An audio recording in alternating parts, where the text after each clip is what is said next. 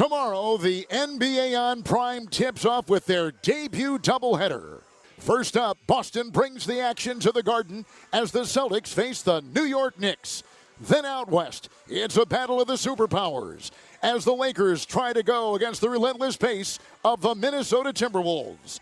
Celtics, Knicks, Timberwolves, Lakers. Coverage starts tomorrow at 7 p.m. Eastern, only on Prime. When you think boots, you think Ariat. You think comfort from day one and durability to day 1,000. You think steel toes on the job, square toes on the dance floor. With style that owns a Saturday night and still looks sharp enough for Sunday dinner. And through every mile and every moment, you're thinking Ariat boots. Boots that show up, stand out, turn bad ideas into better stories, and still punch the clock come Monday morning. Now, it's time to stop thinking and start shopping. Find your Ariat boots at Ariat.com or a retailer near you. Yeah, what's happening? We bout to bring that action. Gotta hold it down for my Seattle Kraken. Hey, we going beneath the waves. We going beneath the waves. Get it hype, step onto the ice. Ready for some action. Release the Kraken. Hey, we going beneath the waves. Going beneath the waves.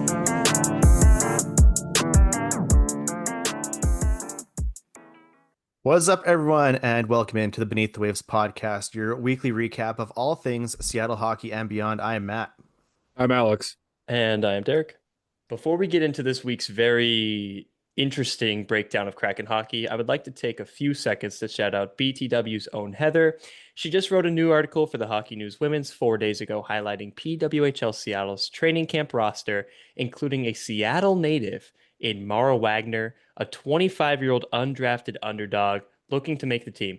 On top of this morning, while everyone was laying around in bed mourning the Mariners' loss, Heather picked herself up by her bootstraps and attended the official media scrum for the unveiling of PWHL Seattle's inaugural jerseys. Stay tuned because Heather keeps amazing us more and more, and I'm sure there will be a new article on this experience soon. And also stay tuned because once the PWHL Seattle season is in full swing, Heather will continue to provide updates as episodes that we will publish right here on BTW. And you can also always find her work for the Hockey News Women's in our show notes. Back to you, Matt. Quick take from each of you. What are your thoughts on the jerseys that were unveiled today? I love them. Pleasantly surprised. Yeah, no, they're definitely the cleanest inaugural season jerseys, I think, out of the entire PWHL. And that's just what I think. My wife is ecstatic with them. So she saw them and she goes, no, those are absolutely clean. So top, absolutely beautiful, 10 out of 10. Yeah, I'd honestly, my only words, 10 out of 10 for these jerseys. But no, for real, I super like the cream ones. The emerald ones will need to grow on me. And then the accent color in general will also kind of need to grow on me, if I'm being super honest. But I'm super excited to see them on the ice. That's a huge part for me, is once you see them out on the ice. And then also super excited to see how the progression of the logo fits on there, because you have to think they're thinking about it long term, with once their actual logo is going to be on there. It might look different than with the diagonal text that they have this year. So super excited to see that. I'm going to say, though, that the cream jerseys were pleasantly surprising. I really liked them. I'm really upset and sad that you can't get them on the PWHL site, because I feel like that would be my go-to. I'm not saying that the emerald ones aren't nice. I really do like them a lot. But if the cream does become available, I'm definitely going to be throwing some cash that way. Same. If I was going to get one, I'd get the cream one for sure. The thing I like about the cream one is that the shoulders are that emerald color, so it breaks it up a little bit, whereas the home jerseys are just all emerald green and then have the trim. I still dig them. I still definitely ordered one. For us up here in Canada, I've spoken before about our jersey struggles and availability. We had two options. You can get a blank or you can get a Hillary Knight, so I went with the Hillary Knight. You American folks could get whatever name you wanted on there, even customize your own, so I was a little envious of that. But yeah, I scooped mine up. Can't wait for it to get here. Can't wait to see what they eventually become. And fingers crossed, eventually they'll allow you to order away jerseys, because that away jersey is pretty slick. Wait, okay. Matt, super quickly out of curiosity, who would you have gotten if you could pick anyone or have it custom? My early pick for a favorite is Hannah Bilka. She's who I would have gone with. But I mean, Hillary Knight would have been like a 1B. So as long as no one scoops up Hannah Bilka in whatever expansion might happen next year, that can be my backup option for when we get actual jerseys. But we'll see. Or maybe there'll be some new star that jumps out and grabs my attention. We'll just have to wait and see how it plays out. Oh goodness, I didn't even say we're on episode 42 of the BTW pod. We got so wrapped up in Heather's hype that we didn't even start the actual episode, but it is episode 42 of the BTW pod. We did take a slightly extended break from our regular posting schedule to take some time for the Mariners playoff games and to take in the Kraken's first of back-to-back games this year. But we are back in your feeds on today's episode. We have a whole lot of games to catch up on. We are going to check in with a whole bunch of Kraken news and we're going to preview the week ahead. But before we get into those, it is time to money puck around and find out.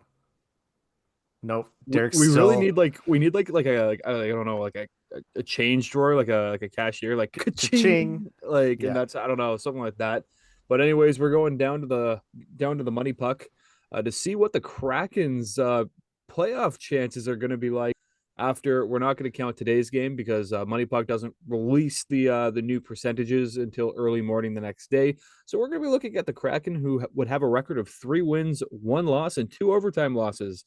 And surprisingly, the Kraken are standing strong with a whopping 31.1% chance of making the Stanley Cup playoffs for the 25-26 season. Quite promising. I don't think any of us really expected it to be this high this early. So, it can't really go any worse at this point, because if you keep winning games, it's going to go up. If you keep, Yeah, you got to win those games, though. I know, but if you lose those games, then you just start having that conversation about Gavin McKenna. So, like, I feel like we're kind of in a positive, like, position right now, because, like, to be really honest, I love checking it every morning, and 31.1% ain't too shabby for the Seattle Kraken. Do you have offhand what our first overall pick odds are? Yeah, I do. Just let me just pull it up here. Because I mean, you brought it up, so you might as well take a gander. Couple quick calculations. We have a 4.4% chance in drafting Gavin McKenna.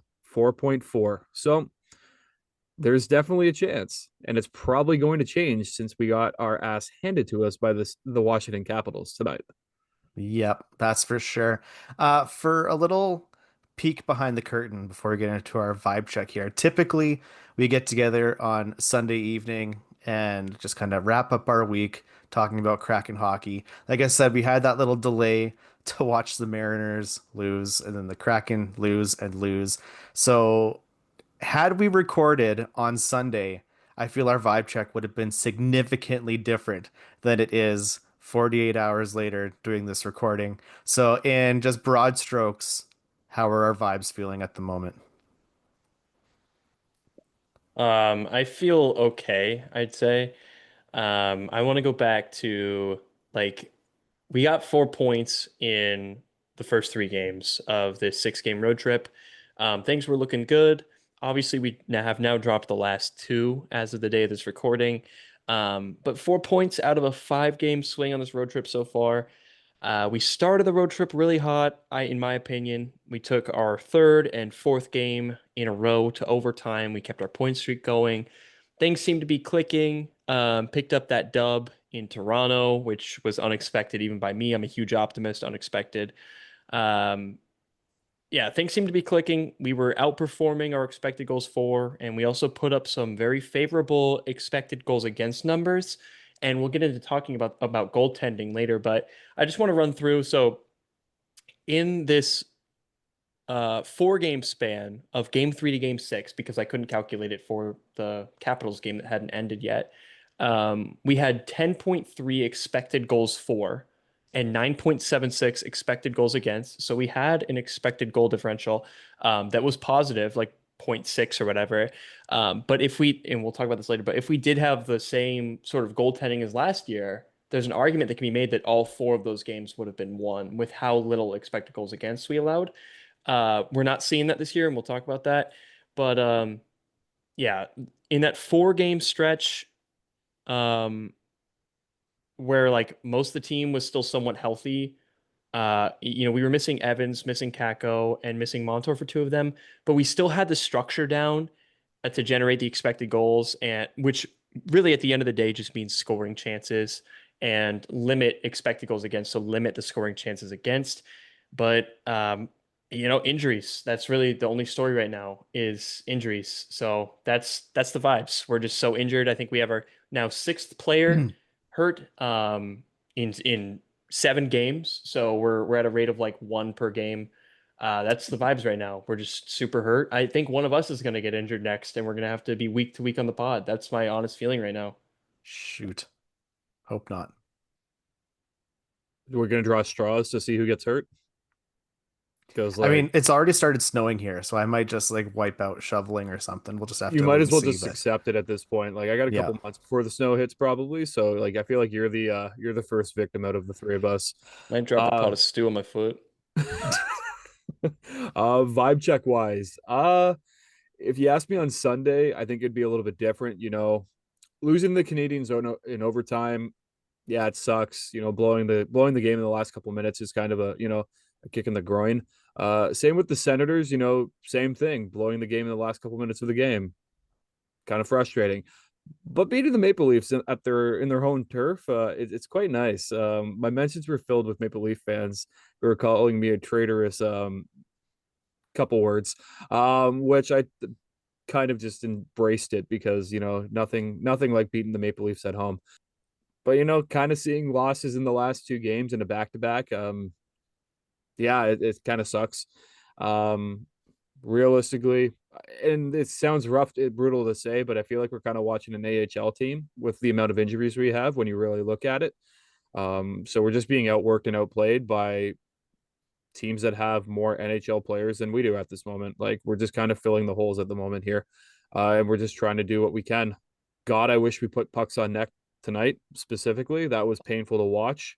And yeah, I think my biggest highlight that I've really watched over the last week or so is that if we really want to play a defensive game, we need to be strong defensively. There's been too many lapses, especially in the last minutes of games where we've blown our chances of securing 2 points and it ended up losing games. And that's specifically the Canadians and the Senator games. We could have easily won those games and we blew it. And then we lost in the overtime or shootout. So if we're going to be defensive minded, we really need to hamper down on the defensive side of things because clearly our offense is lacking in many ways. But overall, the season is still young. We still have a winning record of 3-2-2. So yeah, could vibes be better? Absolutely. But hey, at the end of the day, we are progressing much better than I actually anticipated us to be, especially after 7 games into the season. So overall, ain't too bad. Could be better, could be a lot worse. Yeah, had we recorded on Sunday night, I would have been flying so high. Like I was out, I was on Saturday night, I was out at a bar with some friends playing in a little trivia night. So we had to have our phones away, but we still had a TV just kind of across the bar we could see during the Maple Leafs game. And as is tradition, whatever feed I'm watching is always like 40 seconds behind whatever Derek sees. So hold on. I'm gonna quote verbatim. This is the text that went through to my watch as I was sitting at the bar, and it just buzz, buzz, buzz, buzz, buzz, buzz, buzz. That's OT, baby. This is all in caps, by the way. That's OT, baby. Oh my. And he attempted to curse, but he put a J instead of a K. God, Matt. Matt, wake up. And I was like, okay, I guess we won. That's pretty exciting. And that is in text form how I was feeling on the inside leading up or following Saturday night's win. Felt super good having taken the Canadians, the Senators into overtimes and shootouts, and then the Maple Leafs to an overtime win because those teams were playoff contenders and we're in there hanging with them. And then we kind of took a steep fall in the next 2 games. Shot output in the Capitals game was horrendous. I think in the second period we had a total of 3 shots And I was like, man, what am I doing bothering watching this game right now? This is horrendous. Thank goodness for Jaden Schwartz for scoring a goal and not having us get shut out. We're going to talk about goalies in a little bit. I feel we're in a bit of a conundrum with that, and then just the injuries. But for those who maybe weren't familiar, I'll give a quick rundown of how the games went. The Canadians was a 5-4 overtime loss. Senators was a 4-3 shootout loss. In that shootout, we didn't score a single goal, by the way. Maple Leafs 4-3 overtime win. And then our back-to-back streak continues with 5-2 loss to the Flyers and a 4-1 loss this evening to the Capitals. So, as we said, there are a couple things we want to kind of pick apart here, starting off with injuries. So, injuries continue to mount for the Seattle Kraken. Following Thursday's game against Ottawa, it was announced that Freddie Gaudreau would be out for 4 to 6 weeks with an upper body injury. So, that was kind of the first additional blow to hit us. And then, just prior to the Toronto Maple Leafs game, we learned that Brandon Montour would be taking a leave of absence to deal with a family member. Still not a lot of details about that, but it must be something very serious if they're keeping it that close to the vest. So, just best wishes to Monty's family. Before the Flyers game, we found out that Jared McCann was listed as day to day. And then, as just a cherry on top of this, Mason Marchment was ruled as day to day with a lower body injury before the Capitals game. And all of this is in addition to Riker Evans and Capo Caco being out with their own injuries. So, as Derek said before, we have 6 guys who would normally be starters who are out with injuries right now. Alex, you called it looking like an AHL team playing out there. This is a tough battle to try to overcome here for our squad. Yeah, I mean, at the very least, like, Freddie Gaudreau, I was so impressed with the start that he had that he had to the season. I had very low expectations, and he kind of blew them out of the water. I really loved the way he was playing. That's one thing, okay. Montour, huge part of this team, huge part of the offense, huge part of the defense, huge part of the power play. And it's completely understandable. Obviously, there are things that are going to come up. So no fault to Montour. Like you said, best wishes to whatever's going on. That's fine. Marchment and McCann right now, both being out on top of that, they need to be back. At the very least, you need Marchment and you need McCann back to have like a solid chance at winning NHL games. And I think we saw that today with the Capitals game, just how insane a team looks when they don't have, the guy like Marchment and McCann to generate scoring because like, okay, who else is gonna do it? Obviously we still got chances today, and Schwartzy picked up a good goal. We still have players and we still have dogs on this team, but like you were saying, Matt and Alex, really, like, you just have, you have less NHL players than the other team does, and these games are like wars of attrition, and it's just it looks so bad to me that we're already dealing with so many injuries, because then it makes me think that, other guys are going to have to overexert themselves and step up to try to give this team a chance. And then maybe that leads to more. So it's just really, really, really scary right now, I would say. I mean, it doesn't necessarily look like it's going to recover anytime soon, but we could see a reality where in the next week or so, we have Marchment, McCann, Montour all back. I think for Riker, Kako, and Gaudreau, that's still a few weeks to several weeks later.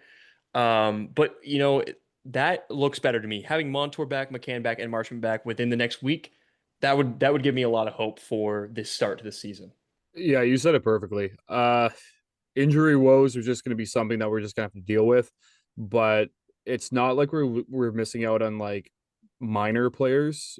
That's no offense to those type of players, but like when you're missing the likes of Jared McCann, Mason Marchment, Riker Evans, Capo Caco, Brandon Montour, and even I would even say Freddie Gaudreau is in there, even as like a veteran presence. When you lose all of those guys to injury or anything for that matter, it's going to have lasting effects on the team and lasting effects on their record and just their style of play.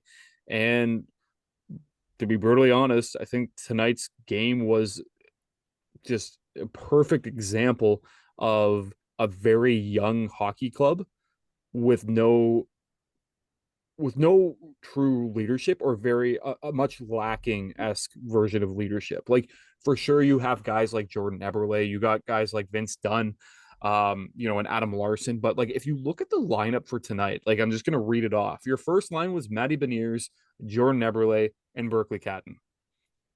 So you got Matty Beniers, who has played a few seasons. You have Jordan McCann, who's played. No, sorry, Jordan Eberle. Jordan Eberle, who ESPN over so here. We working for ESPN. Here we go. I work for ESPN now, guys. You have Eberle, who's played a long storied career, but then you have Berkly Catton, who's literally played 2 NHL games. Your second line is going to be Jaden Schwartz, Chandler Stevenson, and Tolvanen. That line hasn't changed much. Your third line, you got Shane Wright, Ryan Winterton, and Yanni Newman. That's a very young line. And then your fourth line, and unoffensively to all three of these players, is your AHL line. You have Ty Cartier, you got Ben Myers, and you got John Hayden. Like, no offense to them, but like, Ty Cartier has been kind of on the fence for probably about a season and a half. Could play in the AHL, or he's a fourth liner. That's just what he is. Your defensive pairing, Vince Dunn, Adam Larson, that's normal. You got Ryan Lindgren and Jimmy Olesiak, that's normal. And then you got Josh Mahura and Cale Fleury.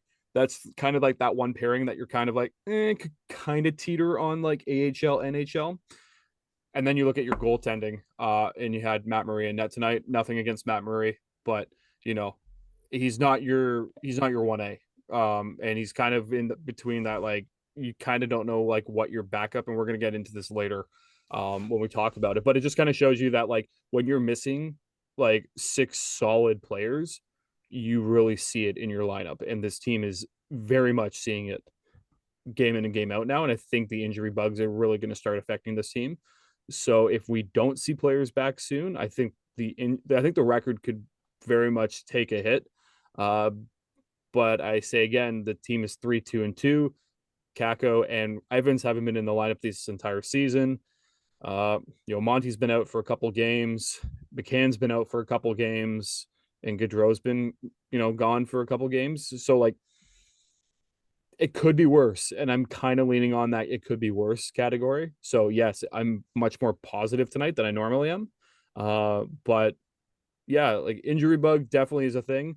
I feel like we've been lucky over the last few years. So, hopefully, this can all sort itself out and we can start getting our players back and, start figuring this out again and, start having some solid games with all our players. Alex, you mentioned Matt Murray, and what's interesting, not there due to any injuries, but just as a note, did play the vast majority of his season last year in the AHL, playing 21 games for the Toronto Marlies and only 2 games for the Maple Leafs. So is another guy, like you said, teetering between AHL and NHL. In fact, last year, spending the vast majority of his time in the AHL, but not there due to injuries. Just wanted to note that.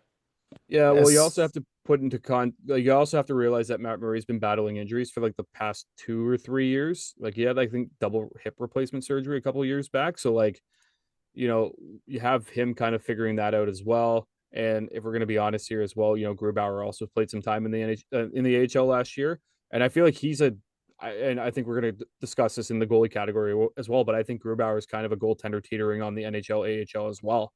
So, you have a lot of players in this lineup that are like, you could play in the NHL, but like, you're just making the NHL. Like, you're not a third or a second line player. You're like teetering on fourth line. Yeah, I think Monty and Canner, those losses really, really sting. There's a reason why those are the guys that they put on the posters around the arena and on the sides of buildings and things like that. They're like cornerstone figures for this team. So they have definitely been missed in the time that they've been away. I mean, Brandon Montour and Jared McCann through Monty had 4 games, Kenner had 5 games. They're both at 4 points on the season. The one thing that maybe offers me like a slim bit of reassurance is I feel that this crew could maybe get us back to like scoring by committee positions that we've talked about in past seasons of the Kraken.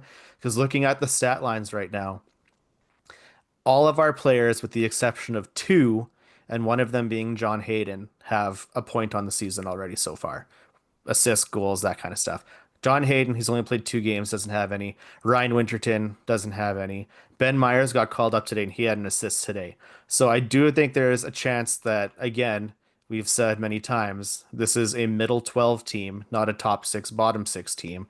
That if they can get the pieces back in order, especially once Kako comes back and Riker comes back and all that kind of stuff. I will say, I've felt pretty good about Cale Fleury. He's been running one of the power play lines and he's quarterbacking it fine, it seems. But yeah, I'm going to hope that things come back into place soon and that those day-to-days are wiped out right away. One thing I'll point out now that I'm looking at the stat lines here. Do you know who is currently tied for most points on the season? Is Newman one of them? Nope. Chandler Stevenson is currently tied for most points on the team with 5 points. Also Vince Dunn, also Jordan Everly. So Mr. Empty Calorie goal scorer, who actually has 2 goals and 3 assists, might pan out for that time capsule. We'll just have to wait and see. Derek's biting his lip. He looks pretty ticked at that information that I just brought up. No, that's dope. I'm ticked at someone who was doubting that, and I'm glad that they're being proven wrong so far. Hell yeah. Hockey is back, and this season, DraftKings Sportsbook, an official sports betting partner of the NHL, brings you all the speed, skill, and nonstop action you love. New customers, bet just $5, and if your bet wins, you'll get paid out $300 in bonus bets instantly. Download the DraftKings Sportsbook app and use code THPN, that's code THPN, to turn $5 into $300 in bonus bets if your bet wins. In partnership with DraftKings, the crown is yours. Gambling problem? Call 1-800-GAMBLER. In New York, call 877-8-HOPE-NY or text HOPE-NY 467-369. In Connecticut, help is available for problem gambling. Call 888-789-7777 or visit ccpg.org. Please play responsibly. On behalf of Boot Hill Casino and Resort in Kansas, pass-through of per-wager tax may apply in Illinois. 21 plus age and eligibility varies by jurisdiction. Void in Ontario. Restrictions apply. Bet must win to receive bonus bets, which expires in 7 days. Minimum odds required. For additional terms and responsible gambling resources, see dkng.co/audio. Limited time offer. Copyright NHL 2025. All rights reserved. Okay, I want to spin things a little positively because we touched on it briefly. 5-game point streak to start the season. Felt really good off of that. This team seemed to be clicking and gelling before the wheels fell off and everyone got hurt. I'm just going to say that I feel somewhat responsible for my commitment to the jersey superstition that was brought up last week because the Ebs home jersey had a 3-1-2 run before it was retired. Monty jersey only made 1 appearance, and it's already back in the closet. So, Jaden Schwartz, reverse retro, you are up next. Best of luck on Thursday against the Jets. What do you think was kind of clicking to make those first 5 games point getters? Honestly, I think and I'm someone who historically, I don't know if I've ever said this on the pod, but historically, I've been kind of like, I don't even know if coaches are a huge factor. Because you got all these grown dudes and they all know how to play hockey and they've been playing hockey a long time. And I feel like there's only so many different things you can do in hockey. I don't feel like it's a game like football where there's like a million different variations of plays and stuff like that. Just kind of go out there and your skill against their skill. But I don't know. I feel like with Lane Lambert, I feel like the positioning has been a lot better. And I feel like when your positioning is insane, like it doesn't matter if you're less talented, if you're less fast, stuff like that. Because, I mean, playing hockey, your coach always says, like, who moves faster, like a player or the puck? And the puck always will move faster, right? So if you're in the right position and you're able to make the good passes, then you're going to be able to, generate offense, stuff like that, keep it out of your zone. Other things, Matty Beniers, his full 200 play has been crucial to, keeping the puck out of our zone. We've really had a lot of guys stepping up in defensive play. It definitely feels like that is our anchor right now, is, playing really good defensive game, good positioning there, and then hoping a couple trickle through on offense and then just getting back, like get a couple opportunistic goals, get back and protect the house and have some solid goaltending. That's like that's what the Kraken need to do. That's to win games. Certain parts of that have been falling apart this season. Namely, some, like Alex said, some defensive play and then a lot of goaltending, to be honest. So, I mean, I think that's what got us there. That's what we need to stick to, is that positioning. And I think it's Lane Lambert. Coach Lane Lambert and GMJB are absolutely cooking. I love to see it. Yeah, I definitely think the reason why we started off this season so well, mainly I think it was just because of like the way that they really pushed tactics. Like this team, I felt like had an identity, and I feel like they still do. And I definitely the reason why we're kind of in this weird gray zone right now is due to the injuries. There's so many people missing, those tactics and that identity is kind of like, well, we know what it is, but everybody's hurt. Um, so I think that's just one of the key issues right now. But overall, I feel like their identity is okay, we can shoot the puck. We know we can score, but we need to defend the net like it's nobody's business. And when they are on their game, it is hard to get pucks past the defense. And if they do, you got Joey Decord jumping all around the place, saving shot after shot because he's a brick freaking wall. Now, having said that, Joey can only do so much. So if the defense is having a shit game, well, I hate to break it to you, goalies aren't gods, they're humans and they can only do so much. So I think that's one of the things is that I think early in the season, and I know we're still early in the season, but like primarily when we were winning games or even taking games to overtime, the defense were always on. Like they were stopping shots, they were getting pucks out of the defensive zone, and they were getting pucks up. And if they didn't, Joey or goaltender was there to save it. Now, what we're kind of looking at it is I feel like we're having a lot of defensive lapses in judgment, and I think that's just something to highlight. And with that as well, goaltending hasn't been the best. Like, and that's towards all three goaltenders. That's not me saying, oh, it's Philip Grubauer or it's Matt Murray. Like, I definitely think when Decord played yesterday against the Flyers, he had a couple, lapses in judgment. So I feel like this team definitely needs to be defensively sound, but they also need solid goaltending at the same time. And especially if this team, who don't really give me the vibes of a attacking, shooting the puck first mentality type team. Like they're much more of a defensive mindset. If those are rolling, I think we're going to have a lot of positive outcomes. If those aren't rolling, good God Almighty, it could be a very painful season to watch. For me, I feel that a big part of this is I would describe this team as really scrappy so far. And in my non-podcasting life, I have a teacher and I coach high school volleyball right now. And when our season started, like 0-6, I commented to the team that, one of the other players caught me out in the parking lot on the way out of the game. They said, "Hey, like you guys were really scrappy. That was really good." And then the other coach said, "You know what? Scrappy is just a nice way to say you guys suck."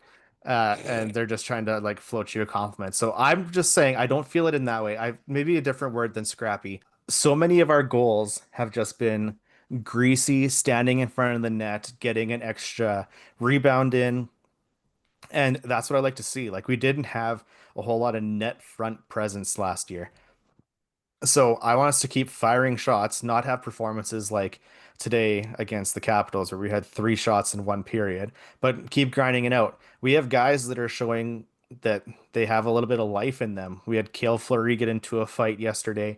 Ryan Lindgren, who just took a puck to the face the day before, got into a fight. And that's kind of like that enthusiasm, that pizzazz, that vigor that we like to see. So I hope that that kind of stuff continues and we're able to get some like internally motivated hype for this team, get them like not just bummed out on the bench, get some life back into these guys. Derek did bring up Coach Lambert and thinking that he's a part of it. I just wanted to talk about Coach Lambert real quick because I love the energy that he seems to be bringing to this team. The video that they put online after the Leafs win when they were doing the F1 helmet award that went to Muzz, he was so pumped in that video. Dude was letting out like Ric Flair woos and cursing like a sailor and pointing and hyping guys up. And I just feel like last year, Disco Dan would kind of have some moments like that, but he came across, at least in the things that I would see, which is very limited experiences, just whatever is on YouTube, as like very monotone, very dry. So I like seeing some personality, some excitement, some life out of the coach, because I definitely do think that's going to have some sort of translation and morale to these guys on the bench. Yeah, you know what? I will backtrack what I said earlier during the off season, when I said Lane Lambert was not the coach for the Seattle Kraken. I think that was a pretty harsh take, especially when we haven't seen him behind the bench. And I'm pleasantly surprised on what I'm seeing. I think what the Kraken need is a coach that's just filled with piss and vinegar. Like he's not willing to hear some BS answer when something goes wrong. Like you've seen him in practice, you see him on the bench. He is vocal, he's emotional in every way that you need. And this team, from what I've really seen since the inaugural season, needs a coach like that. This team does not do well when they have a very quiet, laid back, monotone type coach. They need a coach to light a fire under their behinds, so to speak, and get them moving. And I think what you have with Lambert is a guy who is willing to test and try things out, but at the same time does not have a problem with punishing or changing up tactics when they need to be changed. I think one of the things that we saw with Hackstall and things that we saw with Bilesma was that they were so rooted in their strategies and like chemistry and whatnot with their team and with their players, is that they were unwilling to change. Where I feel like with Lambert, he's like, this ain't working. We're changing it up. I don't care, even if, hypothetically, like Shane Wright's been, playing half decent, but like his line mates aren't doing what I want them to do. I'm dropping him down to the third line. Stevenson's going to come up. Well, guess what happened that game? Stevenson got 2 goals, Wright got another goal, and it worked. So I think with Lambert, I'm quite happy with, what he's doing and how he's looking at each game and each opportunity to kind of seize it. And, he's vocal, and that's what this team needs. Don't coddle them. He's not going to coddle this team. He's going to, light a fire under them and get them moving. I think one quick example of this was, if you look at yesterday's game against the Flyers, we were getting pumped. What was it at that point? 4-1. And he calls a timeout and comes over to the bench and unloads on these guys for the 1 minute or whatever while the snow shovels are out there. And the next play, we draw a penalty.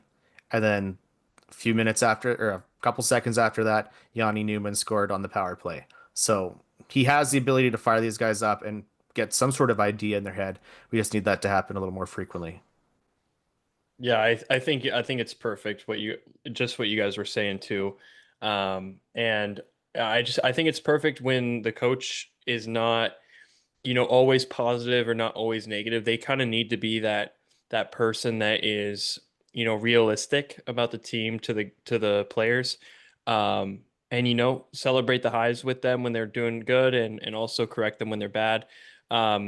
I think it all starts from the top too. So like, his interviews and stuff, he's not just going to give some generic, positivity, some blind positivity or blind negativity. He's going to be very real so far is what I've seen. And yeah, I think that sets a really good example, and accountability is huge as well. When you have a bunch of guys that are making, several $1 million to play hockey, egos can get high and stuff like that. So accountability is definitely very, very high, or very important. I mean, as fans or like stakeholders or whatever, it's like they got to perform for us, but it's not really like that. Just go out and have fun. But honestly, yeah, I think he's just a good reminder of why everyone's there and stuff like that, and getting the Kraken back down to earth, which is a huge part. Like I mentioned earlier, I think strategically he also has been very beneficial. I don't have any way to prove that. I don't think anybody has any way to disprove that. It's just a feeling I have, based on what he said he was going to do and what's been happening. Seems like there's a correlation there so far. I think it'll take more time this year to see if that's a true change to our system or whatever, or if it was just a couple lucky games as the season started to get rolling and, other teams' offenses weren't dialed in yet, chemistry stuff wasn't there yet.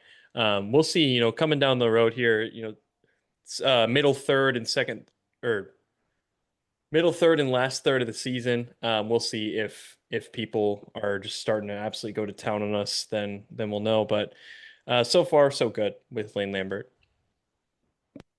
Do you want to end with good happy topic or sad angry topic?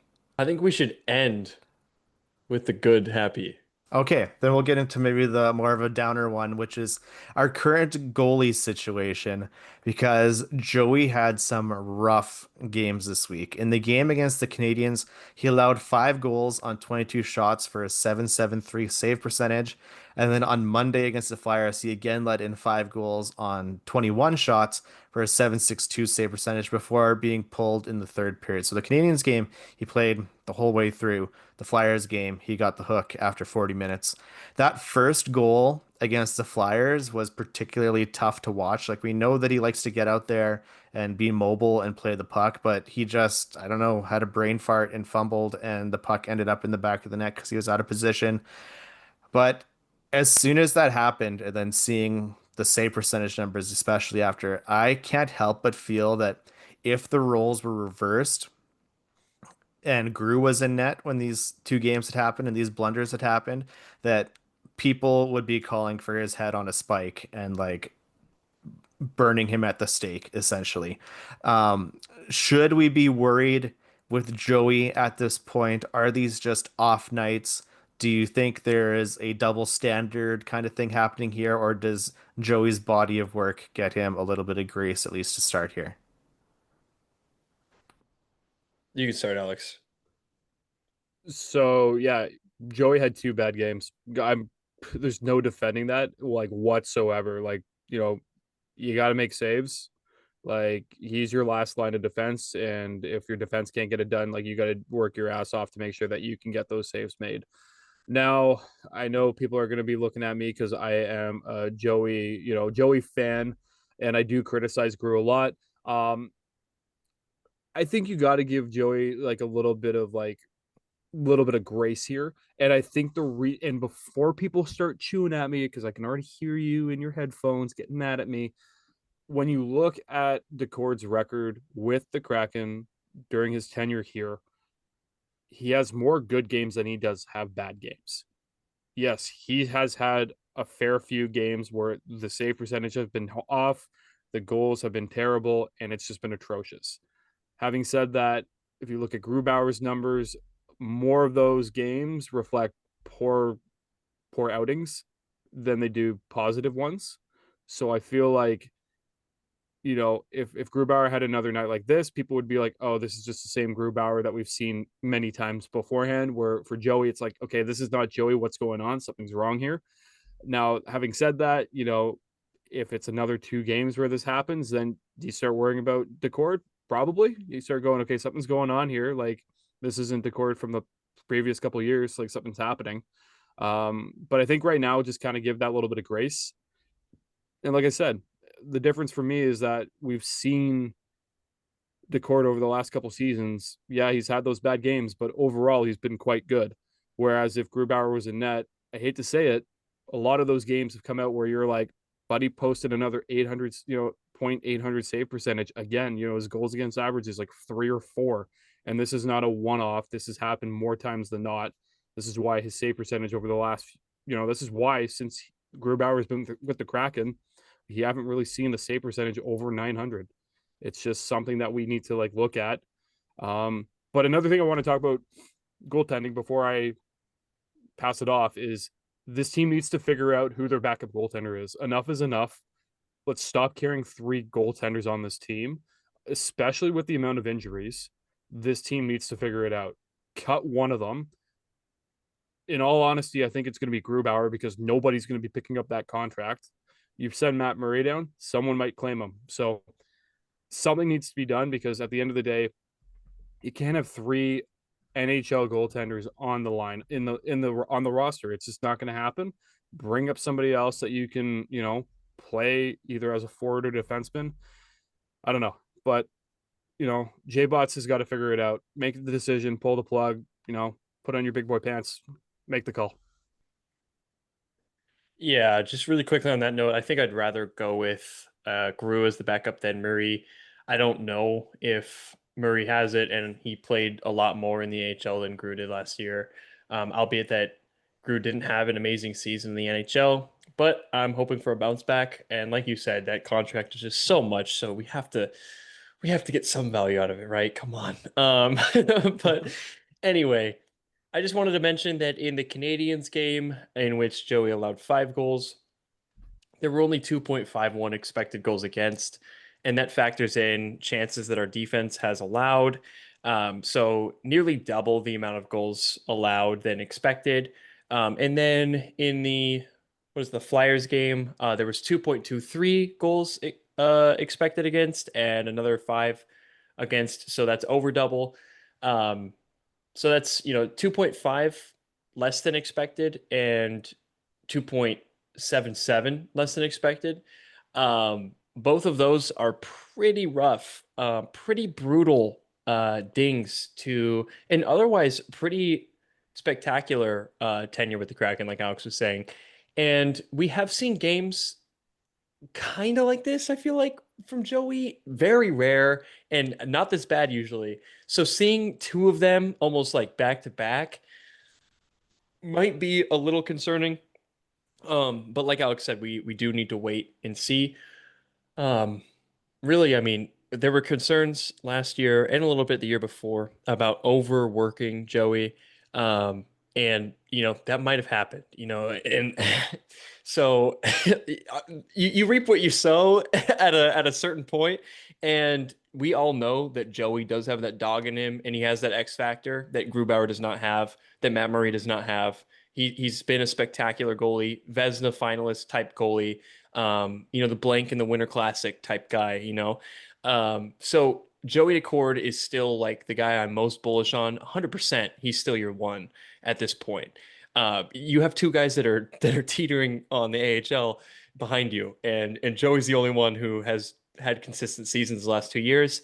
But it is scary, and it's super scary, especially because the Kraken, in my opinion, have been playing good defense, not allowing that many expected goals against, and now we've just squandered 2 of those performances. We got 1 point out of one of them, but the Flyers game, no shot.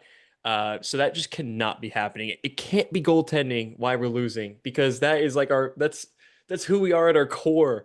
So Joey needs to find it within himself to be superhuman again, or we're likely not going to be tanking, because we really do need him to be greater than human, and that is a tough ask for Joey, and it sucks.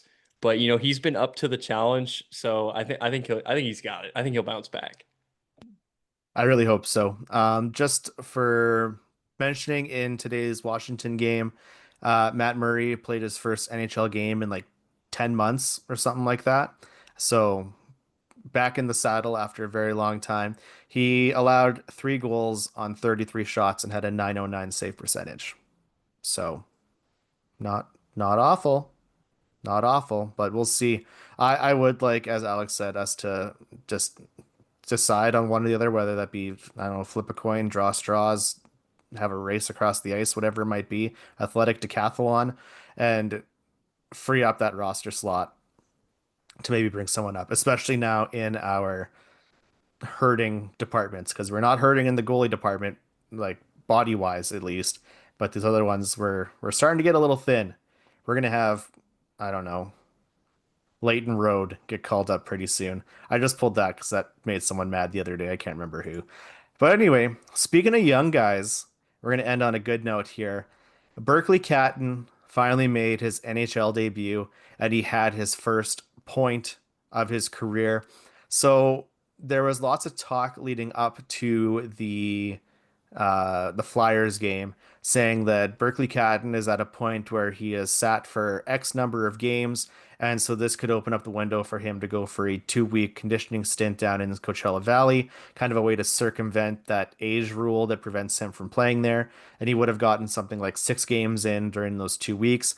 But with Jared McCann going down, we had to have a body to fill that wing spot, and Berkly Catton got in. He had his rookie lap. He played on the top line, like we said previously, with Matty Beniers and Jordan Eberle, and it was pretty exciting to see. I'm just going to say he wasted no time getting on the score sheet as he contributed to a secondary assist to Jordan Eberle's goal against the Flyers.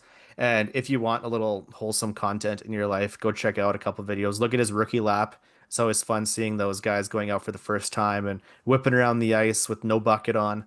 And then as well, the video of his parents reacting to his first NHL point. That's always a fun one too. I remember that happening with Yanni last season when he got called, and then Karts when he was up for that playoff game. Those are always fun moments for me. I think they said on the broadcast that his parents had to make like 4 connections from Saskatoon to get down to Philadelphia because Saskatoon doesn't fly direct to Philadelphia. There's a couple spots you got to make from small town or small city Saskatchewan to get over there. But it was super cool to see. Worth noting as well that in today's game against the Capitals, his second ever career NHL game, he had over 18 minutes of ice time, which is a pretty big ask for that rookie out the gate. How are we feeling about Mr. Catton? Feeling pretty good. Obviously, it's not ideal, the circumstance that he's in, just being there due to injuries right now. But I do like what we've been seeing so far. I think it projects pretty well to see, what he can do in the future. It is pretty remarkable that he's already at 18 minutes. We saw Shane Wright sit at 14 for, eternity, including now. So I'm just wondering, and I'm going to throw this to Alex because you're the resident, play Shane Wright more. We also have Heather, but she's not here right now.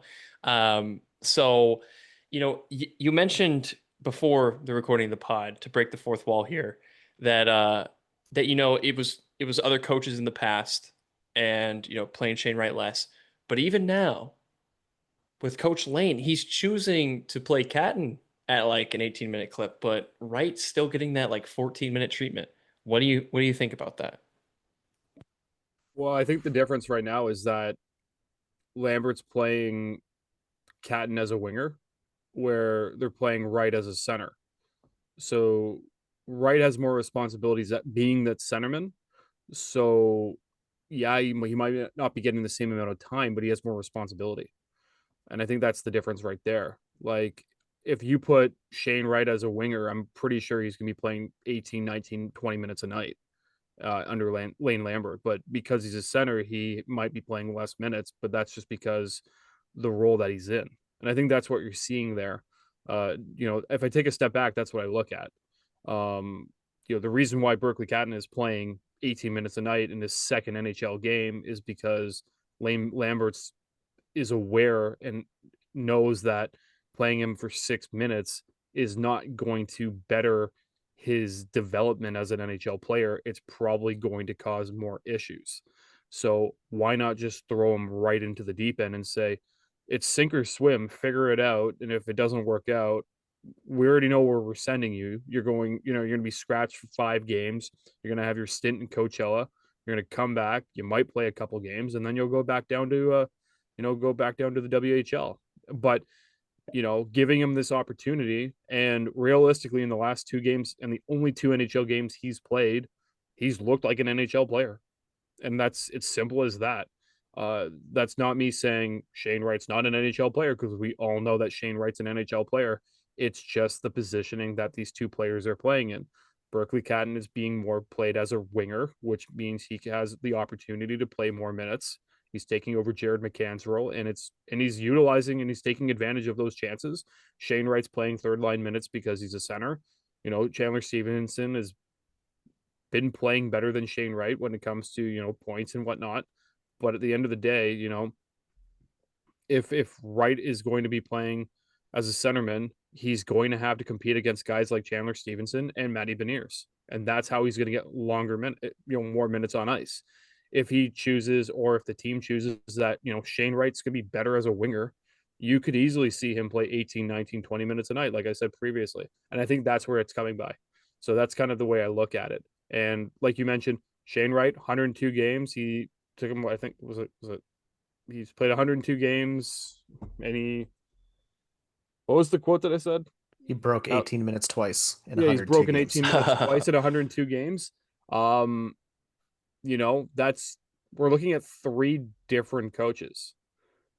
And under Hackstall, he played him 6 minutes a night. And that's what it was.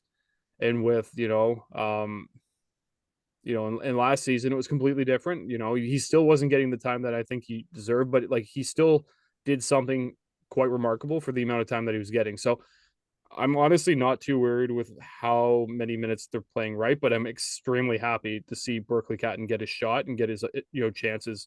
And I'm glad that they're not just kind of like putting him in the kiddie pool to say, hey, we'll figure this out. It's, hey, sink or swim, kid, we'll figure this out. Or, if not, there's a spot for you back home and with your WHL team. Okay, wait. So you are fine with the 14 minutes for Wright as of right now? Right now, like until unless something happens, like tonight I didn't see him. Like, and that's just me being honest. Like, if he played 14 minutes, but I didn't really see him on the ice tonight. I didn't really see Chandler Stevenson either. But if Shane Wright wants to be, second or first line center or second line center in the NHL, you need to see him like actually on the ice. Like if I'm watching full 60 minutes and I'm like, Shane Wright played 14 minutes tonight, where the heck was he? Like, then yeah, he's not going to be playing extra minutes. Like if I see Shane Wright for 14 minutes, I go, damn, Shane Wright played incredible. How the heck did he only play 14 minutes? Then I'm going to be like, okay, give him more time. But until I say, Shane Wright did great, or like I really saw Shane Wright step out and really show off and showcase himself, until then, like he's going to be sitting at 14 minutes.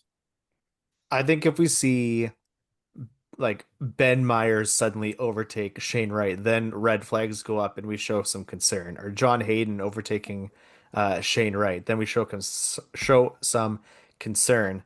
I like the point you brought up, like your time played as a wing is going to be different than your time played as a center, just how it shakes out, especially when we have the 2 top centers that we do.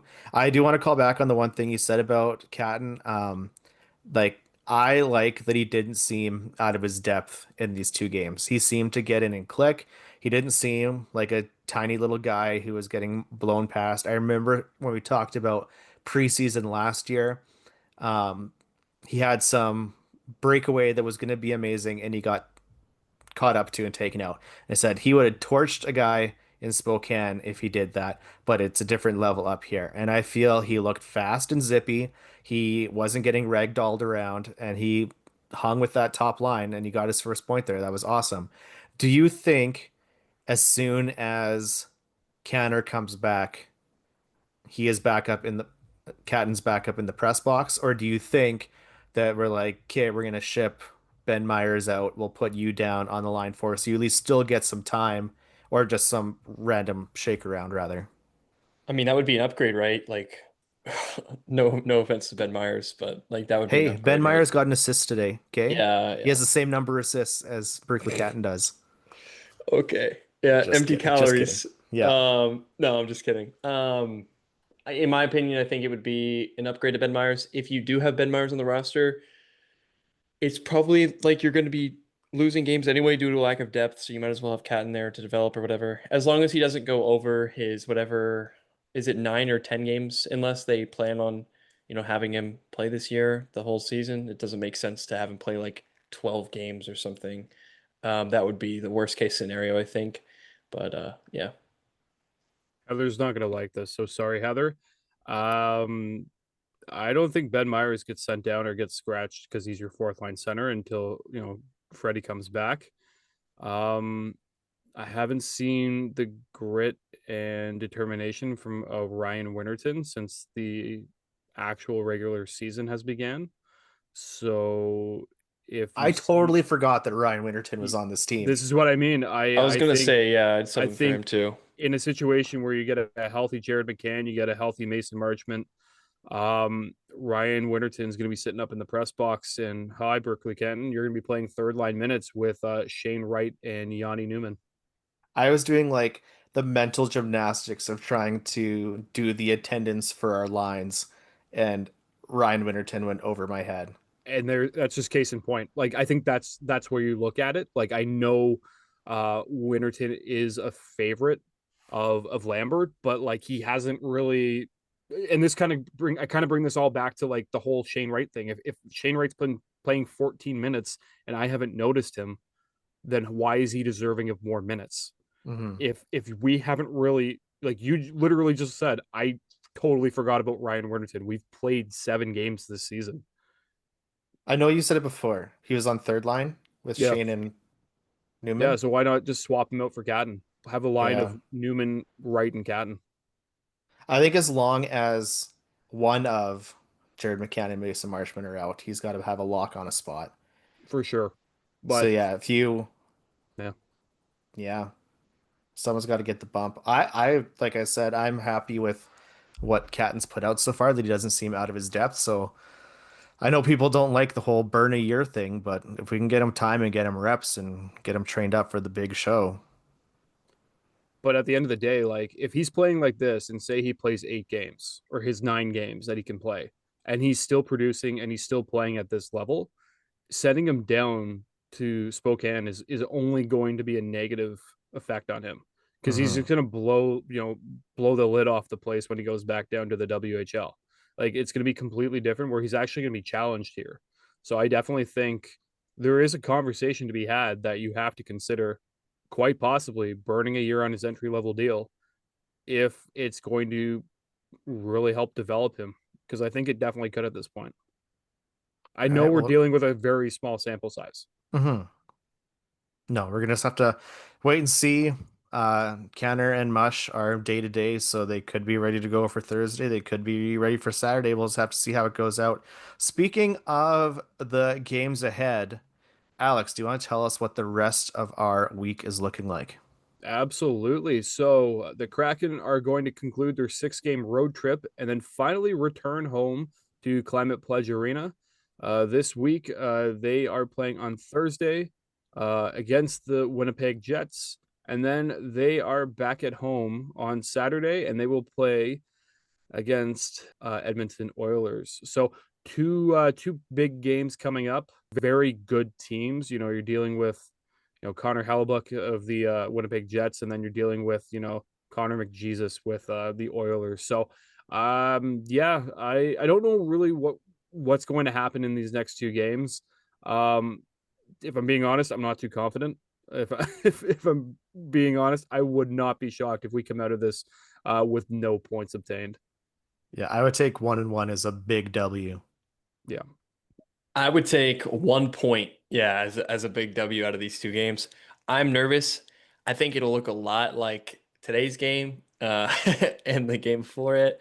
Obviously, I feel like losing feels a lot more sustainable than winning, just because like you can do nothing and lose by a lot. So like, that might just be what they do. But hope for the best here. Hockey is crazy sometimes, long season. Still early on though, so unlikely that the Jets and the Oilers aren't going to be coming to play. Yeah, it'll be kind of a miracle if we come out of this with anything, in my opinion. And then we will also say our schedule TBD, because we might stretch things out a little bit here. The following week, they are playing at home against the Montreal Canadiens. We'll try to get that win back. And then on Saturday, November the 1st, oh my goodness, we are already into November, they are hosting the New York Rangers. And we'll be back after that, unless there's any crazy breaking news to recap those games. Before we get out of here and close things out, Alex, can you give us a grim update on the Coachella Valley Firebirds? Yeah, some desert dialogues. They're not even deserving of the sound effect. It's going to go dead air. No, not even. Oh, goodness. The Coachella Valley Firebirds are 0-2-1 to start the season. So it's not looking too good. Following a 3-1 loss to the Colorado Eagles and a 5-4 loss to the Bakersfield Condors, the Firebirds are definitely a young team, and I'm very much going to highlight this again and again and again. This team is not like the years of old, and I'm talking about this team like they're like 30 years old. They're like, what, 3 years? A lot of young players are coming up from junior, coming into the AHL and getting a rude awakening. There's still a lot of development that needs to be had, and a lot of AHL teams have a lot of journeymen. So lots, still plenty of time in the season, but we're definitely not starting the year out right down in the valley. So if you do want to cheer on your team and cheer on all the young kids, you can definitely watch them over the next couple months, and kind of go from there. But right now, their season is not looking so good. All right. And Derek, that's going to do it for this week. Can you let everyone know where they can find more BTW online? Absolutely, Matt. But first, I want to plug our very magnificent store, bit.ly/BTW store. We have plenty of great designs there. Some players that have been very active early this year, Brandon Montour, Mason Marchment, Joey Decord, guys like that. Tons of different designs over there. You can grab stickers, shirts, hats, whatever. Unique designs that usually play on some stupid thing that Matt thinks of when he's high on allergy medication. But we have a brand new design dropping soon. And how much can I tease this? It's it's PWHL Seattle related. Is that all right? It's the first in our PWHL collection. Yes, there we go. Matt said it beautifully.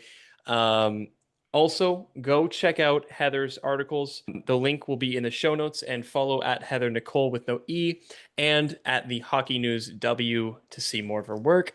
Also, keep your eyes on your podcast feed to see when she drops more PWHL episodes to the BTW feed.